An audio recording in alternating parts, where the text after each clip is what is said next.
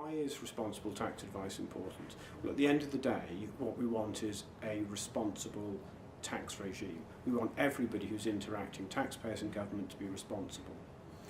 But in order for us to be involved in that debate, we have to be seen as being responsible ourselves. So we're saying our advice will be responsible for the common good, and therefore we are helping to build a tax system which is responsible and is itself for the common good. Tax is a subject where there is naturally a sort of tension between the individual and taxpayers, what we owe to each other, and the state, and the duty of the state to create a tax system that is able to raise enough tax that is required for society, while at the same time being fair to other taxpayers.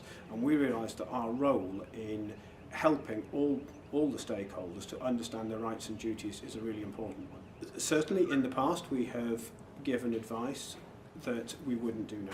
We've implemented structures that we wouldn't do, but that's because times have changed, very much changed.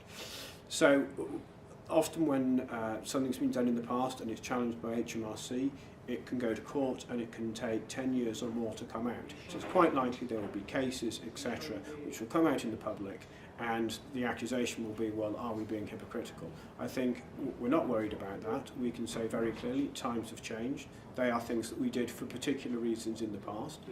They're things that we wouldn't do now. So we're prepared to have that open debate. We're not worried about that. Obviously there has been quite a lot of tension between the profession and various pressure groups.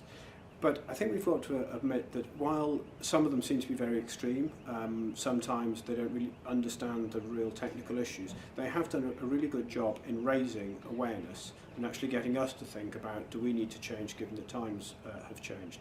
And so part of what we're trying to do is reach out to them and say, there's no point in having a polarised debate where we're throwing stones at each other. What we need to do is to understand what their issues are, help them to understand the way we're working, and then together we can actually try and face what the issues are and hopefully come up with an understanding and an impact on tax policy that will be good for everybody.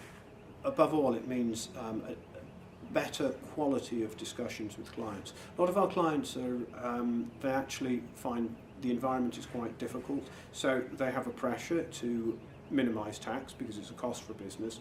On the other hand, they realise the reputational issues and they realise that tax has to be raised.